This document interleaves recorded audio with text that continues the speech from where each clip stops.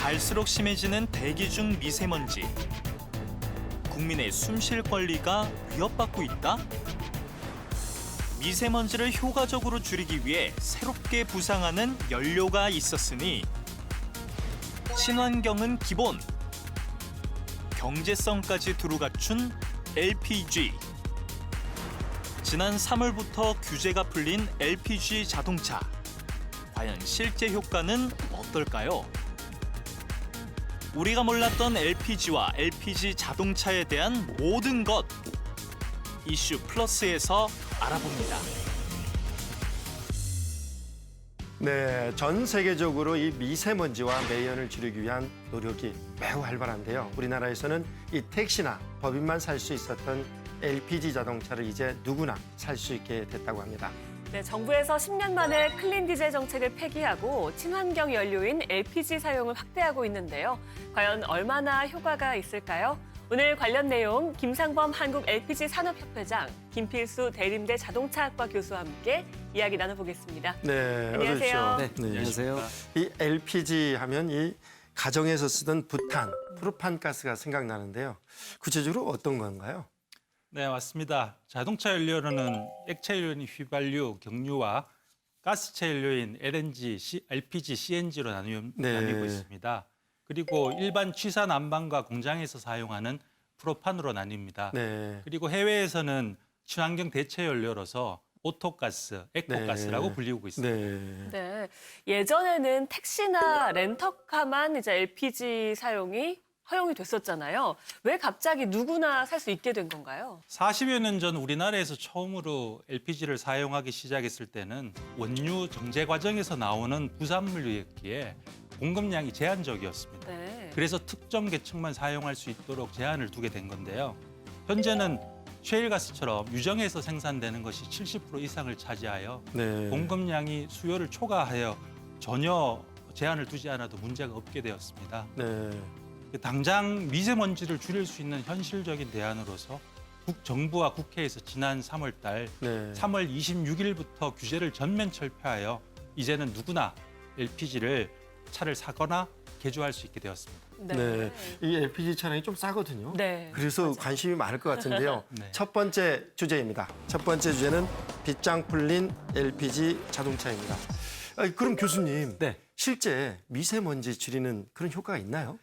그렇습니다. 일반적으로 이 세 가지 지금 얘기 나오는 휘발유나 경유, LPG 중에서 전체적인 네. 총량에 대한 유해 가스가 LPG가 가장 적다고 볼 수가 있거든요. 네. 근데 미세먼지의 원인 물질이 여러 가지가 있는데 그중에 한 가지가 질소산화물입니다. 네. 질소산화물이 가장 많이 배출되는 게 바로 디젤이거든요. 디젤. 특히 노후화된 디젤 차량인 경우에는 굉장히 많이 배출되는데 그런데 안타깝게 디젤 네. 자동차를 친환경 디젤 차로 해서 국민을 속여왔어요. 맞습니다. 그게 한 8, 9년 전에 이제 정부에서 저공해 자동차라고 해서 디젤차를 확대를 했거든요. 네. 근데 최근에 들어와서 갑자기 이제 운행 중지라든지 이런 것들이 나오다 보니까 국민들 입장에서는 정부에 대한 신뢰성이 떨어질 수밖에 없기 그러니까요. 때문에 국민들이 똑똑해야 맞습니다. 돼요. 이거 그런 측면에서 정부가 엉터리예요. 중장기적인 정책에 신뢰성 있는 정책이 좀 필요하다 보고 네. 있고요.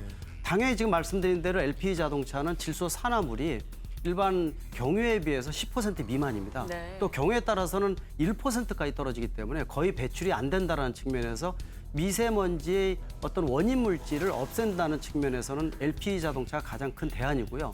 특히 경유차 같은 데는 배기후 처리 장치라는 걸 붙이고 있습니다. 네. 근데 7, 8년 이상이 되면은 장치가 고장이 나거나 기능이 떨어지게 되면은 예. 유해가스가 그대로 배출되거든요. 네. 그러나 LPG 자동차는 노후화돼도 이런 부분에 큰 변화가 없다는 것도 가장 네. 큰 장점이라고 볼 수가 있습니다. 어쨌든 미세먼지 절감 효과가 있는 건 확실한 맞습니다. 사실이네요. 네. 네. 이렇게 드디어 LPG 자동차 규제 폐지가 됐는데 그동안 협회장님, 협회에서 줄기차게 이 폐지를 요구해왔다고 들었어요. 좋으셨겠어요. 근데 네. 안 들어줬다며요. 네. 그러다 갑자기 들어줬다는 예. 거예요. 이거 참 이것도 황당한 일입니다. 아니 이제 그 LPG 차가 저공해 차로서 인정을 받아서 네. 규제 폐지되어서 정말 감개가 무량합니다. 하지만 규제 폐지만으로 LPG 차량이 그 미세먼지 저감의 효과를 볼 수 있는 데는 한계가 있다고 생각합니다. 네. 유럽처럼 LPG 차 구입 시 세제 혜택 등 인센티브를 줄 수 있는 정부의 추가적인 정책이 선행되어야 될 거고요. 네. 그리고 자동차 회사에서 조금 더 다양한 네. 차를 많이 만들어 주면은 좋겠습니다. 그리고 네. 저희 협회는 가스비 인하를 위해서 셀프 충전 등 여러 가지 노력을 기울이겠습니다. 네, 네. 아주 반가운 소식이네요. 네. 이 교수님, 이 네. 말씀을 이제 듣고서 이제 LPG 자동차를 한번 사봐야 되겠다. 네. 이런 생각을 하시는 분도 계실 텐데 네. 실제 휘발유 중형 세단과 네. 같은 동급의 LPG 자동차를 네. 비교했을 때 연비 절감 효과는 얼마나 있나요? 상당히 있다고 볼 수가 있습니다. 네. 일반 지금 현재 이 LPG 가격이 가솔린 대비해서 약 52% 저렴합니다. 네. 근데 저렴한 만큼 전체적으로 이점이 있느냐 그런 건 아니고요. 가솔린에 비해서는 연비가 좀 떨어지거든요.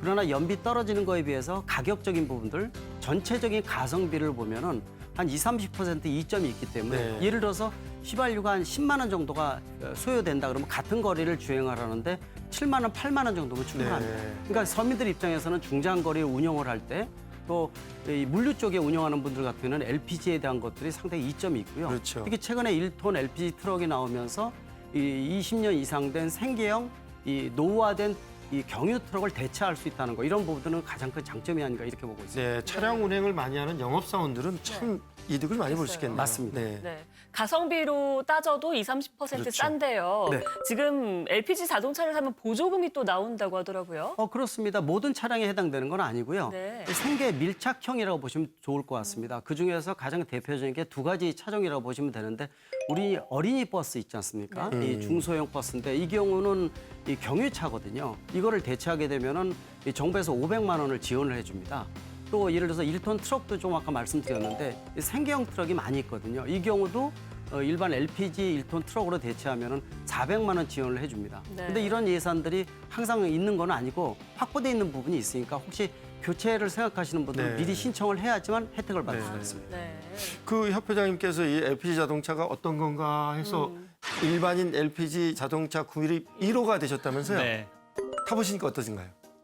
제가 LPG 차를 처음으로 운전해 본 게 30여 년 전에 스텔라라는 차였어요. 네. 그 제주에 가면 1100도로라는 게 있는데요. 네. 이 언덕길을 그때 그 차로 운전을 하면서 1단으로밖에 못 올라갔습니다. 2단으로도 힘이 딸려서 못 올라갔었어요. 네. 아마 힘이 없다는 그런 이야기들은 이 옛날에 1세대 차량에 대한 이야기인 것 같습니다. 네. 그래도 우리가 이 LPG 자동차 하면 생소하니까 아마 또 궁금증이 많을 것 같습니다. 두 번째 주제는 LPG 자동차 오해와 진실입니다. 이 교수님, 이 네. 막연하게 LPG 자동차는 안전하지 않을 것 같다라는 네. 오해가 좀 있는 것 같아요. 어떻게 오해인가요? 진실인가요? 네, 그렇습니다. 30년 전만 하더라도 이 폭발하는 이런 사례가 간혹 나왔었거든요. 네. 근데 안전도 자체가 3중, 4중이 되면서 최근에는 아마 그런 사건, 사고를 들어보신 기회가 없을 겁니다. 예를 들어서 최근에 들어와서 수소차를 많이 강조하고 있지 않습니까? 네네. 수소차 같은 경우는 LPG에 비해서 수십 배 이상의 압력이 높거든요. 네. 근데 안전하다 강조하고 있을 정도니까 이 수십 분의 1분이 안 되는 LPG인 경우에는 훨씬 더 안전에 대한 것들을 걱정 안 하셔도 될 것 같고요.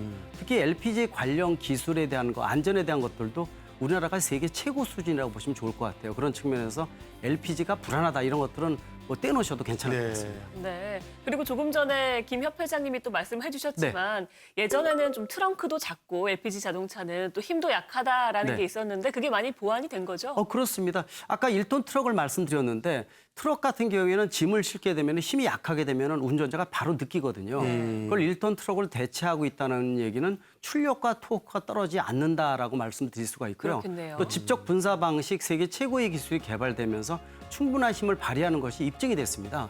더욱이 뭐 겨울철에 시동성이 떨어진다든지 이런 걱정 안 하셔도 되고요. 또 일반 아직 택시 같은 경우에는 뒤에 트렁크가 봄배라고 해서 이 탱크가 들어가 있어서 불편한 부분이 있지 않습니까? 네네. 근데 최근에 들어와서는 이 도너츠 봄배라고 해서요. 예. 옛날에 들어가던 타이어의 자리에다 집어넣기 때문에 트렁크 공간이 전혀 줄어들지 않는다는 거. 그런 측면에서 이런 여러 가지 장점을 다 부각시킬 수 있는 것이 LPG 자동차가 아닌가 이렇게 보고 있습니다. 네. 네. 그런데 교수님 또 다른 우려가 하나 있어요. 네. 이 LPG의 최대 장점이 이 가격 경쟁력인데 네. 이게 또 자동차 잘 나가게 되면 네. 국가가 세금을 거두려고 좀 세금 올리는 거 아니냐. 맞습니다. 아까도 말씀하셨지 않습니까? 저공해 자동차라고 디젤차를 보급했다가 네. 정책의 신뢰성이 상당히 중요하거든요. 네. 지금 보게 되면 세수 확보에 대해서 굉장히 정부에서 신경을 많이 쓰고 있는데 그 걱정을 벌써부터 나오기 시작을 합니다. LPG 자동차가 활성화돼서 지금이 200만 대에서 300만 대, 400만 대가 돼서 서민용인데 그때 대해서 LPG에 관련된 세금을 올리게 되면은 아까 말씀드린 장점이 다 희석될 수밖에 없거든요. 그런 측면에서 정부에서 이런 부분의 우려를 생각해서 아예 자진해서 세금 안 올리겠다. 이런 것들을 좋네요. 했으면 하는 생각이 들거든요. 네, 지금 이 LPG 자동차는 미세먼지 절감을 위한 그렇죠. 친환경 자동차이기 때문에 네. 세금 올릴 계획 없다. 네, 이렇게 맞습니다. 합니다. 네. 좀 했으면 하는 생각이 듭니다. 네. 네. 네, 그리고요. LPG 자동차에 관심이 많다고 해도 조금 종류가 적다고 하잖아요. 그래서 좀 소비자의 선택의 여지가 적은 것 같은데, 그리고요, 또 충전소도 좀 주변에 많지가 않고요. 이런 것들은 좀 해결이 될까요? 네, 그동안 규제가 있었기에 소비자들이 차를 살 수가 없었고 그래서 네. 자동차 회사도 팔리지 않은 차를 만들 이유가 없었습니다. 네. 6월경 한 자동차 회사에서 SUV 차를 만들어서 판매 개시를 할 계획이 네. 있는데요. 많은 소비자들이 선택을 해주신다면은 더욱더 다양한 차량들이 만들어지게 되겠죠. 네. 그리고 현재 전국에는 2,000여 개의 충전소가 있습니다. 지난해 말 기준으로 주유소는 주유소당 1,813대인데 네. 비해 가지고 네. 충전소는 1,044대로 오히려 여유가 있습니다. 그렇네요. 그래서 더 저렴한 주유소를 내비로 찾아다니듯이 네. 전국에 있는 충전소를 찾는 데는 어려움이 없을 거라고 생각하고요. 음. 사용자가 늘어나면 자연히 충전소 숫자도 늘어나서 걱정할 이유가 없으실 것 같습니다. 네. 네, 이 LPG는 이 자동차에만 사용되는 연료가 아닌데요. 세 번째 주제입니다. 서민의 연료 LPG입니다. 네, 그 LPG가 요즘에 대규모 재난 사고를 대비한 연료로도 좀 각광을 받고 있는 것 같아요. 어떤 점에서 그런 거죠? 재난 상황이 잦은 일본을 예를 들 수 네. 있겠는데요. 네. 지난 후쿠시마 사태 때 그 배관을 사용하는 도시가스망은 복구에 40일 이상이 걸렸습니다. 하지만 이동이 용이한 LPG는 바로 복구가 가능하였고요. 일본에서는 비상용 발전기 연료로도 LPG를 사용하고 있습니다. 네. 그리고 2003년부터는 일본이 LPG를 1차 에너지원으로 규정하여서 네. 최후의 보루 에너지로서 명시하고 그 LPG에 대한 지원은 물론 역할을 강조하고 있습니다. 이러한 점들은 적극적으로 벤치마킹해야 될 필요가 있다고 생각됩니다. 많은 나라에서 이미 네. LPG를 청정 에너지로 이렇게 이용을 하고 있어요. 근데 우리나라하고 상황이 많이 다른데요. 네. 앞으로 이 LPG 산업이 이렇게 활성화되려면 어떤 점들이 좀 필요할까요? 먼저 국민들이 저공해 연료인 LPG를 보다 경제적으로 편안하게 사용할 수 있는 토대가 조성돼야 네. 되겠죠. 근데 그러려면은 LPG를 1차 에너지원으로 규정하고 다른 나라처럼 다양한 인센티브를 주는 정책이 우선적으로 마련돼야 할 것입니다. 예를 들어 도심 공해를 유발시키는 노후 1톤 트럭을 LPG 트럭으로 교체하는 비용을 지원하는 정책 등을 네. 적극 시행해야 될 것 같습니다. 네. 근데 이 가스 만에 하나라도 한번 사고시 굉장히 위험하잖아요. 그래서 더 안전하게 LPG를 이용할 수 있는 팁 같은 게 없을까요? 가스란 것은 누출되면은 폭발 위험성을 항상 안고 있고요. 그러기 위해서는 이제 고무 배관을 사용하지 말고 금속 배관으로 설치하여서 이제 사고에 대한 위험을 예방하는 것이 중요하다고 생각하겠습니다. 금속 나중에 배관. 설치를 하실 때 네. 꼭 금속 배관을 설치해 달라고 설비자에게 말씀을 해주시면은 보다 안전하게 될 것 같습니다. 좀 더 비싼 건 아닌가요? 가격이. 가격. 전혀 아닙니다. 지금은 정부에서 이 금속 배관을 하기 위해서 네. 그 저소득 가정에는 지원해주는 정책까지도 있습니다. 네. 네. 정부에서 금속 배관이 좋다고 좀 권고하는 이야기도 좀 나왔으면 좋겠네요. 지금도 있지만 네. 조금 더 알려져야 될 것 같습니다. 네, 네, 알겠습니다. 좋습니다. 정부 정책은 국민의 삶과 일상에 직접적인 영향을 미칩니다. 좋은 정책과 제도로 저희들의 미래를 잘 이끌어 주셨으면 좋겠습니다. 네. 오늘 말씀 여기까지 듣겠습니다. 네, 고맙습니다. 고맙습니다.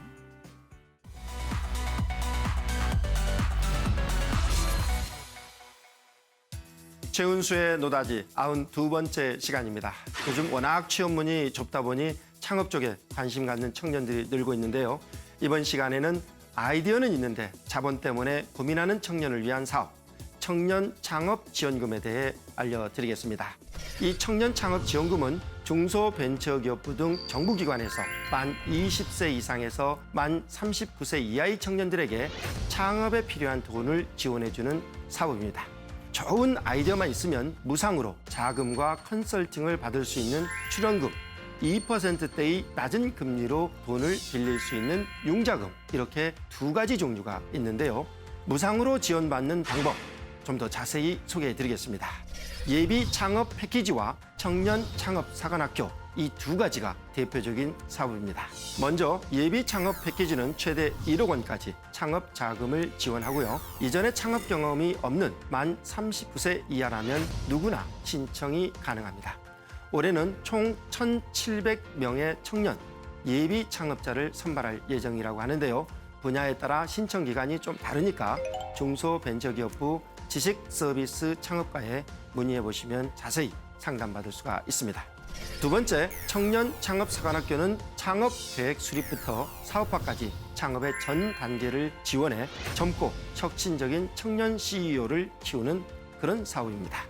만 39세 이하 창업한 지 3년이 안 된 기업을 운영 중이라면 신청이 가능합니다. 지원 대상으로 뽑히면 단계별로 평가를 치러야 하는데요. 이때 사업 수행 능력이 부족하면 탈락할 수도 있습니다. 관심이 있으면 중소벤처기업부 기술창업과에 문의해 보시기 바랍니다. 그럼 청년 창업 지원금에 대해 좀 더 자세히 알아보겠습니다.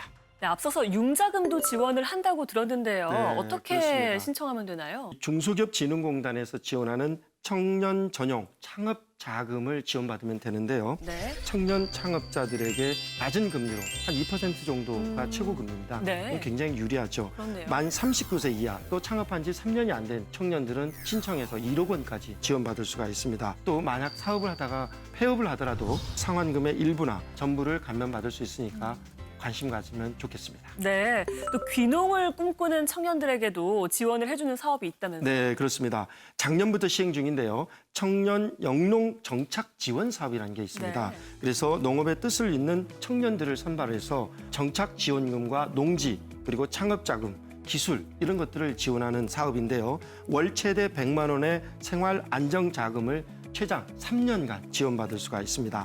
만 18세 이상에서 40세 미만의 영농 경력 3년 이하의 청년 농부면 누구나 신청할 수가 있습니다. 또 자세한 내용은 농림사업정보시스템 홈페이지에 들어가면 안내받을 수 있으니까 네. 참고하시면 좋을 것 같습니다. 네, 그 밖에 또 다른 지원 사업들이 뭐가 있는지 알아보려면 어떻게 해야 되나요? 네, 다양한 지원 사업들이 있는데요. 네. 한눈에 볼 수 있는 사이트를 찾아가면 됩니다. 네. 대표적인 사이트가 K-스타트업이고요. 또 아이디어 마루, 기업마당 이런 사이트가 있으니까 지원 사업별로 다양한 지원 제도들을 검색해보고 필요한 서비스를 받으면 좋을 것 같습니다. 네, 알겠습니다. 오늘 전해드린 이 청년 창업 지원금 관련 내용 꼭 기억하셔서요. 혜택 받으시고 창업에 성공하시길 바라겠습니다. 오늘 말씀 고맙습니다. 네, 감사합니다.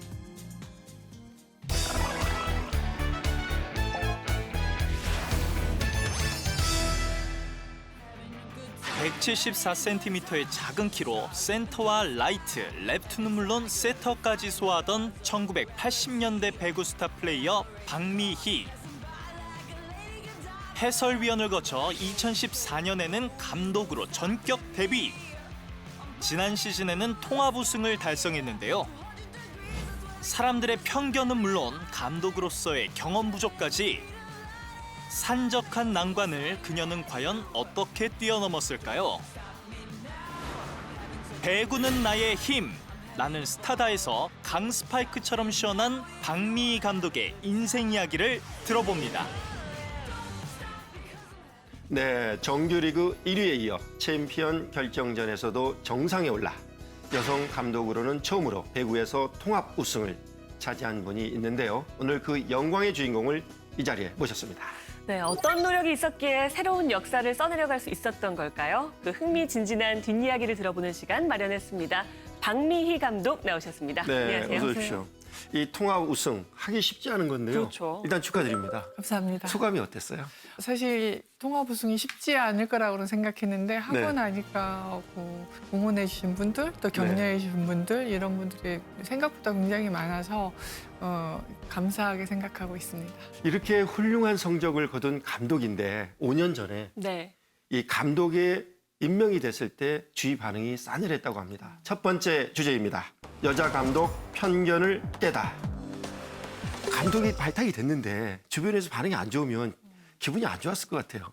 어떠셨나요? 네, 저 같은 경우에는 이제 보통 지도자 감독까지 가기 위해서는 코치라든지 트레이너 그런 시간들이 그렇죠. 굉장히 많이 필요한데 저 같은 경우는 그런 경험 없이 바로 감독이 됐고 네. 또 여성이라는 거, 뭐 선배님이 한 분 계시긴 하셨지만 오래 하시지 않았기 때문에 네. 또 다른 도전이었고 그렇죠. 또 그들이 생각하기에는 과연 또 해낼 수 있을까? 네. 주로 뭐 남자들이 했던 그 자리를 제가 처음으로 갔기 때문에 아무래도 그렇죠. 그런 것들에 대한 염려 또 과연 해낼 수 있을까? 두고 보자 이렇게 네. 생각했던 분들도 굉장히 많으셨던 것 같습니다. 두고 보자 네. 했는데 아주 멋지게. 정말 네. 네, 그렇게 됐네요. 정말 각오를 남다르게 가지셨던 것 같은데요. 편견의 벽, 또 뭐 유리천장, 이제 그만 좀 깨라라는 얘기도 들으신다면서요. 이 벽을 어떻게 깨셨나요? 너 나라를 구했니? 뭐 이런 네. 얘기도 하시긴 하는데 사실 쉽지 않은 이야기니까 그런 말씀들을 많이 하셨고요. 사실 그 이야기를 처음 들었을 때는 야 내가 진짜 대단한 일을 했나? 아니면 누구나 할 수 있는 일을 제가 했을 뿐인데 칭찬이 많으시고 또 되게 이제 부담스러웠던 거는 뭐냐면요. 여자 감독에서 만약에 안 됐을 경우에는 네. 제 후배들이 또 다시 시작해야 그렇죠. 된다는 그런 부담감이 있었고 사실 제가 뭐 통합우승을 꼭 해야지 이런 것보다는 제가 할 수 있는 곳까지만 가면은 네. 되지 않을까. 그 네. 다음은 또 제 다음에 있던 그 여성분이 하면 된다고 생각했기 네. 때문에 되게 통합우승하고 나서 또 제 나름대로는 굉장히 뿌듯했던 것 같습니다. 네, 굉장히 이 감독직을 처음 맡으신 건데 이런 주변의 편견 말고 개인적인 또 애로사항은 없었는가요?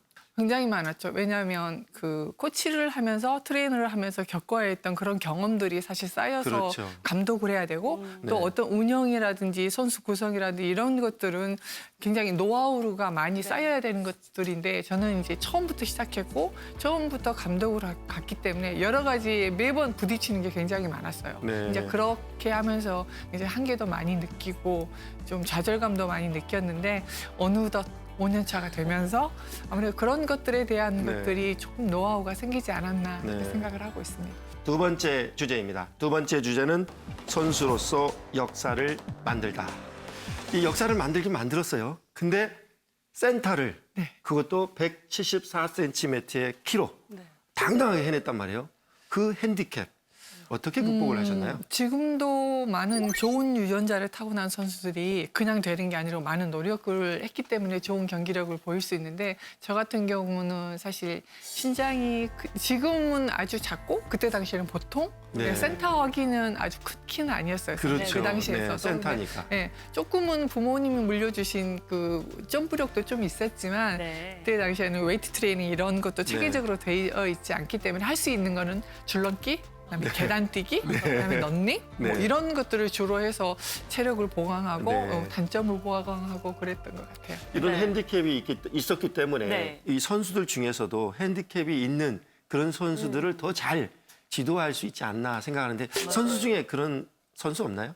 많아요. 네. 대부분 키가 크면 뭐 스피드가 없고 네네. 스피드가 있으면 신장이 작고 뭐 이런 다 단점을 가지고 있는데 뭐 요즘에 이제 우리 김나희 같은 선수는 네. 신장이 180임에도 불구하고 네.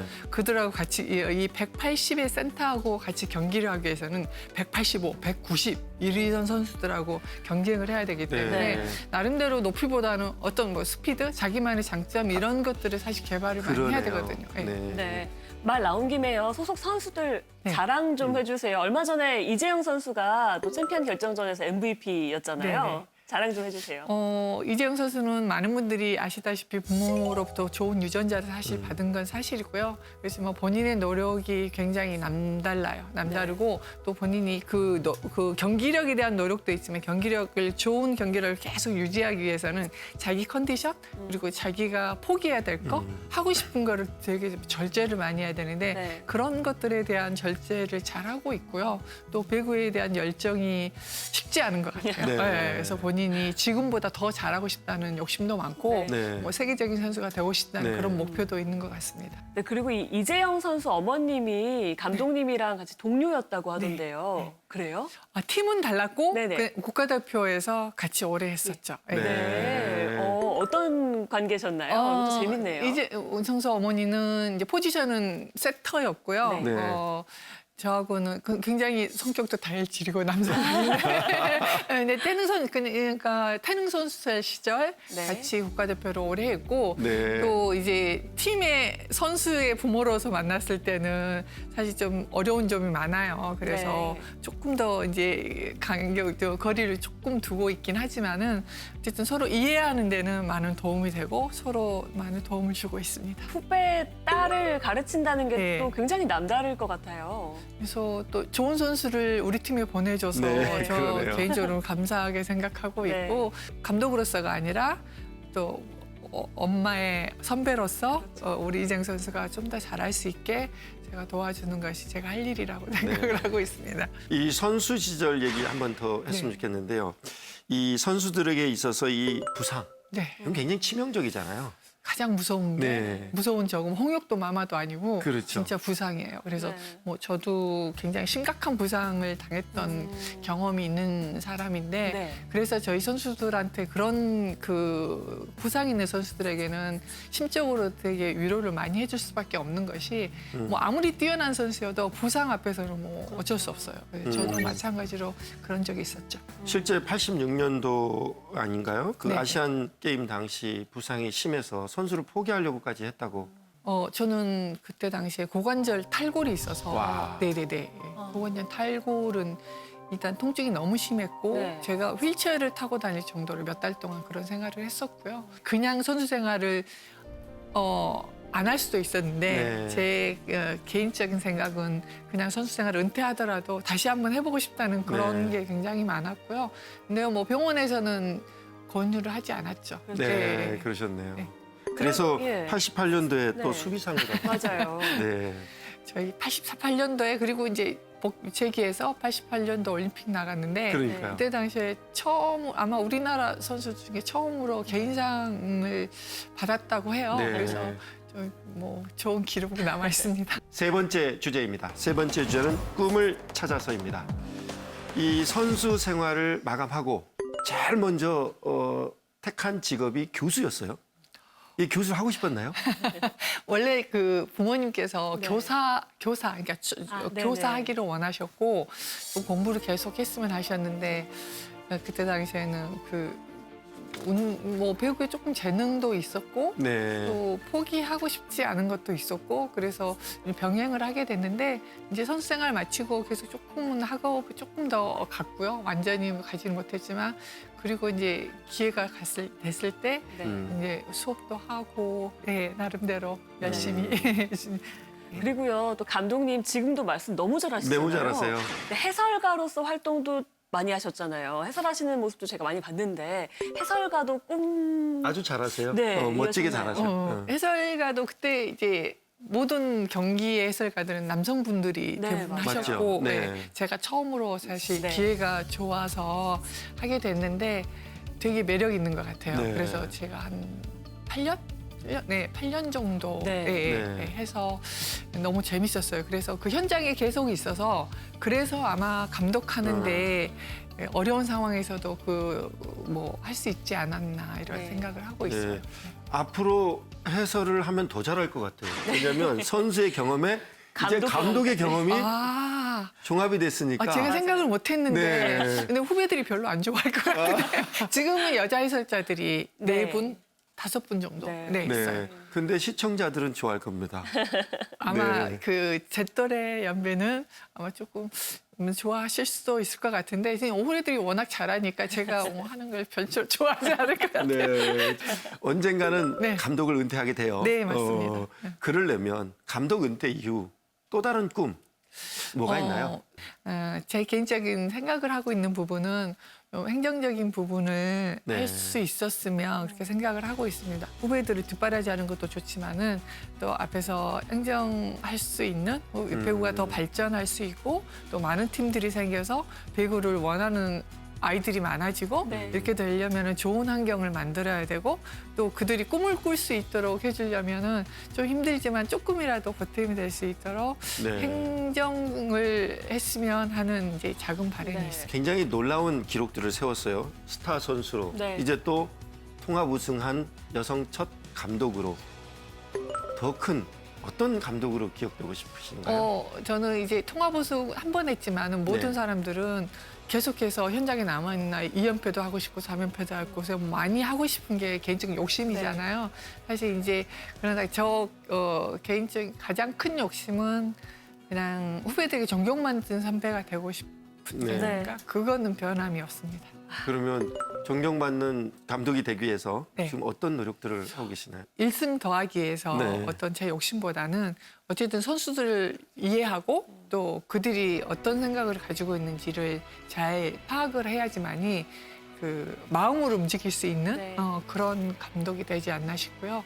또 그들이 마음이 움직여야지만이 자기가 할 수 있는 최선의 노력, 또 자기가 할 수 있는 좋은 경기력 이렇게 나오고 또 배구를 하고 있다는 거에 본인들도 자부심을 느껴야지 그냥 내가 직업으로서 하고 있다고 생각하면 굉장히 힘든 네. 부분이에요. 네. 그래서 그런 것들을 많이 이야기해주고 또 대화도 나누고 서로 이해할 수 있는 그런 부분이 중요하다고 생각을 하고 있습니다. 네. 배구는 이 몸싸움이 없다 보니 신사적인 스포츠라고 하잖아요. 네. 하지만 엄청난 파워의 공격과 끈질긴 수비 때문에 보는 내내 손에 땀을 쥐게 만드는데요. 네, 맞습니다. 이런 긴장감 때문일까요? 스포츠를 보다 보면 스트레스가 좀 팍팍 날아가기도 하잖아요. 그렇죠. 시원합니다. 스파이크 하면. 맞습니다. 관람할 수 있는 이 스포츠 종류가 참 다양한데요. 취향에 맞게 선택하셔서 경기도 보고 스트레스도 시원하게 날려버리시기 바랍니다. 오늘도 토요 포커스와 함께 해주셔서 고맙습니다.